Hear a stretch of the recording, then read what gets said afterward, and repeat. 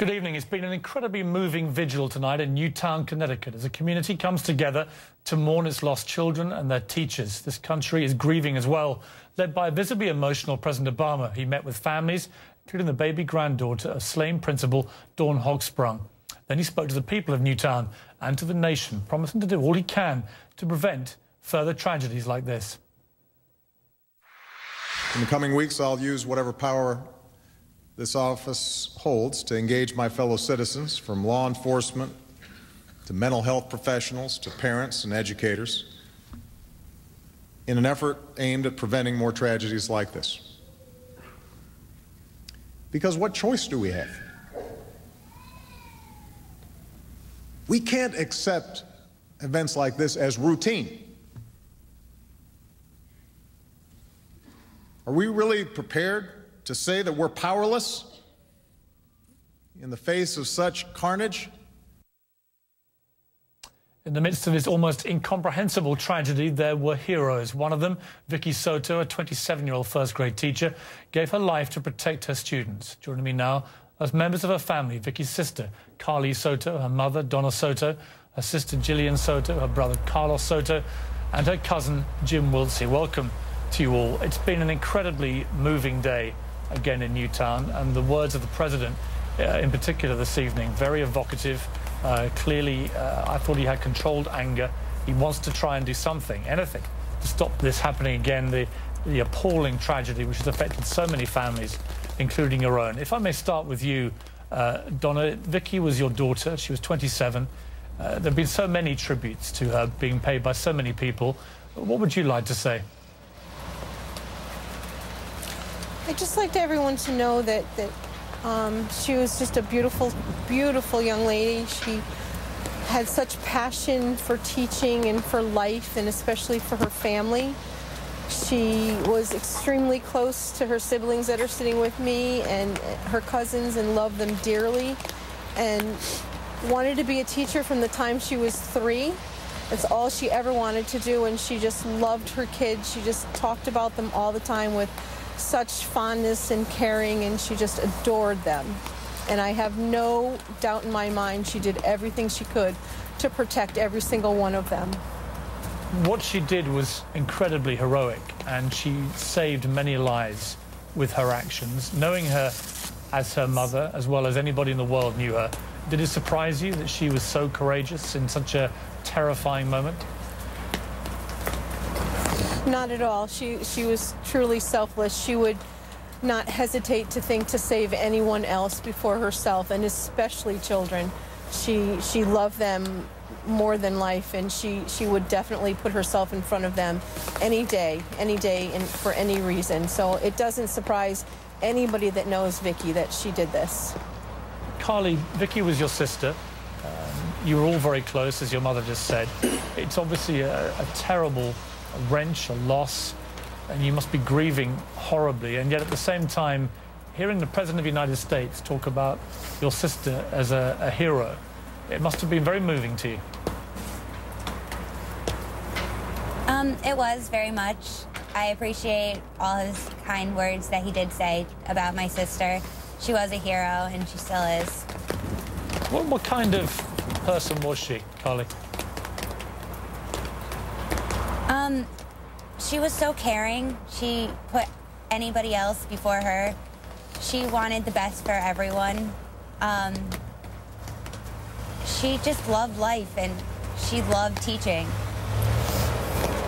And Jillian, you're all wearing green because that was Vicky's favorite color. And I heard you say this morning that when it snowed, you felt that it was in some way a signal from your sister. It was. It's like her looking down on us and letting us know that she's here with us, and she loved the Christmas holiday. She loved everything about it, the snow that comes with it. So when it started to hail, the 3 of us knew it was our sister saying that I'm here with you guys even through all of this. Carlos, green is her favorite color, and we wouldn't want anyone else to wear it. We want it. Oh, we just wanted to wear the green to show how much we love her and honor her for it. Carlos, you were Vicky's brother. when you heard what had happened at the school, it must have been, I imagine, the worst moment of your life. Try and sum up for me what it's been like for you as a family since this dreadful, dreadful moment happened. It's just been horrible. There's been so many people here to support us, and I really think that she wanted us to come back together, and we've always been close, but she's just going to bring us closer, and I know we'll always remember her for this. And Carlos, how do you feel about the way the community has rallied together? The president noticed this, that you've come together as a community, not just those who've lost people, but just the whole community. And you've been joined by America, I think, that's been shattered by what's happened, from the president down. What do you think will happen with Newtown now? How will they recover from this? I don't think it'll ever be a full recovery. I know that these 27 people that lost their lives will be remembered and will be missed to the fullest. And it's just so thankful to know that everyone in Stratford has been touched by her life somehow, and that just came here to celebrate her life. I understand, Donna, that you and I think Carly met with the president today. Can you tell me about that? We all met with the president today. It was, he was very caring and very supportive, and told us he knew all about Vicky and what she did and what a hero she was, and he was just very, very kind to us, and gave us the time we needed with him, and it was very comforting. And James, you were Vicky's cousin. You're also a police officer. It was very noticeable in the president's speech tonight that he seems, although he never mentioned the word guns, he is determined to do whatever he can, he said, to try and prevent another shooting tragedy like this. And many are taking this to mean gun control or whatever it may be. What was your reaction as a policeman to what he was saying there?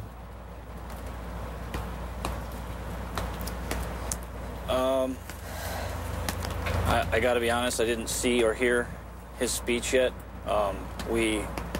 After we met with him, and he was just love and support from him. It was comforting for the family.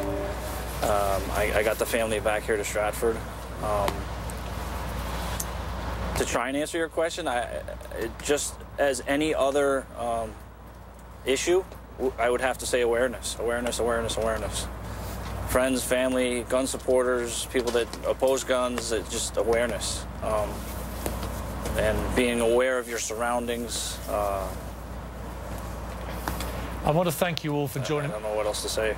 No, listen, I don't want to press you on this. It's not the time for you as a family, I think, to consider these things. It'll be for the president and for politicians, I think, to do what needs to be done. But I do want to thank you all very much for taking the time to join me this evening, and just to send you on behalf of everybody here at CNN and in America that has been thinking of you and your family. You know, Vicky was a heroine, true American heroine, and lives of many children were saved by her actions. And so your loss is appalling, but her legacy and her memory, I think, will live on for a very, very long time. Thank you all very much. Thank you. Thank you. Very brave family. And I want to bring in Wolf Blitzer, who's on the scene of tonight's vigil. Wolf, it's a pretty unbearable story, this, to cover, isn't it? You can only even begin to imagine what on earth these families are going through. What did you make of the president's speech tonight? It seemed very emotional, pretty determined, and although he never mentioned the word guns, pretty obvious, I think, that he is going to try and do something fairly dramatic, to try and do something, as he put it. Doing nothing is not an option anymore. He says he's going to use every opportunity he has with the power of his office, the presidency of the United States, to try to make sure this does not happen again. Even if he can save 1 or 2 or 3 young kids, he wants to do it. And it was a clear reference. I don't think there's any doubt, Piers, no doubt in your mind, no doubt in my mind, no doubt in the minds of anyone who was listening, what the president was talking about, even though he didn't say, for example, we must get new gun legislation to control guns in the United States, the assault weapons ban, or whatever. That's clearly what he's driving at, and that's what he's going to try to do. Whether or not he succeeds, that's another matter, because as you know, there's a lot of opposition to much greater gun control in this country, but I think he's going to try. He didn't try during the first 4 years. There were a lot of other issues on his agenda, including a U.S. economy that was near not only recession, but potentially another depression. He had a lot going on, 2 wars. But right now, having just been reelected, having just gone through what we heard one of the ministers say, one of the people who met with him say this was this past Friday when he heard about what happened at that elementary school here in Newtown, Connecticut, the worst day of his presidency. I think there's no doubt he's going to try to do something in this second term as far as gun control is concerned, and that will be a priority. He wants to use the office of the presidency to try to save some lives, and I think he's going to do the best he can on this area. I don't know if he'll succeed because this is a tough issue, as you know, in the U.S. Senate, U.S. House of Representatives, but he'll give it a shot. I think that's right, and I think he's picked up on what is a national mood that I detect after this particular horrifying incident, one of the worst you could possibly imagine. I detect there is a different mood about this whole issue, and I think that action has got to be taken because the American public are going to demand it. Wolf, for now, thank you very much indeed. The tragedy in Newtown raises extremely difficult and painful questions that people across the country are all wrestling with tonight. When we come back, I'll ask Dr. Javier Amador, who's consulted on many mass shootings, what he now thinks.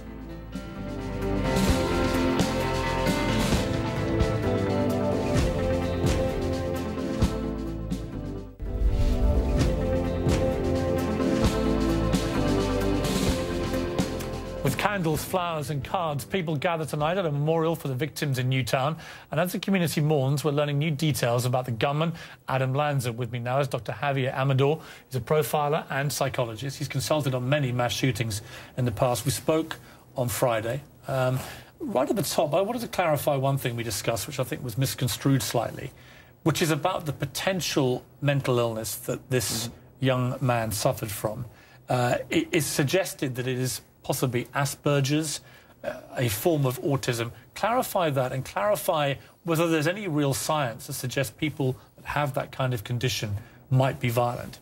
There is none. There's absolutely no evidence that if you have Asperger's that you're more likely to be violent than anybody else. And the other thing is, and I got some emails and blogs after our last conversation. I didn't intend to say that people with Asperger's lack empathy. It's that they lack the ability to judge social cues. I look at you, how you're looking at me and so on, and it may look like I don't have empathy. And I wanted to clear that up as well. More and more detail is emerging about him, although still no sign of any proper motive. What we do know is he killed his mother. He then went to the school and carried out this atrocity, and clearly looks like he planned it quite carefully. The FBI has seized a computer. One of the things they know is that he was playing pretty violent video games, reenacting battle scenes with graphic characters and so on. And I was debating this on Twitter today, and if you're watching and you want to get involved in any of this, then at Piers Morgan, tell me your views. Many people have been very strong about all these things. People are saying there's no link between any of this and anyone watching violent video games. But here's my question. In all your experience, if somebody is mentally ill, mentally unstable, vulnerable, if you like, and they're watching very violent video games a lot, can it stimulate them? Does it desensitize them? Can it be part of the provocation, if you like, for making them go and do an atrocity? I don't think it's part of the provocation. Let me say something. When we're talking about mental illness, it doesn't mean you're mentally unstable. The majority of people in treatment with serious mental illnesses like Asperger's, schizophrenia, bipolar, are stable, are living lives, productive lives, working. And let's be really clear about that. What happens, I've looked at that research for many, many years because there was an attempt to ban, there was a Supreme Court case on this. Well, the Columbine killers also had watched a lot of videos with played games. My read of the research, the headline is that, yes, when you're engaged in very vivid videos where you're shooting people, killing people, what happens is you're desensitized to what it means to pull a trigger. Certainly that, the science there is very good. But a lot of that research is flawed in that people are selected not... you can't know ahead of time if the people who are drawn to these games are already people prone to violence and aggression, regardless of the issue of mental illness. And again, 99% of people that play these games are perfectly normal, whatever normal means these days, and it has no effect on them. I totally accept that. Move to another argument that's been raging. Morgan Freeman, the actor, blamed the media for much of this. Thinks there's a copycat syndrome, that the media, by making, as he put it, almost like grotesque heroes of these people, by constantly naming them, somehow propagate this ongoing situation with so many mass shootings.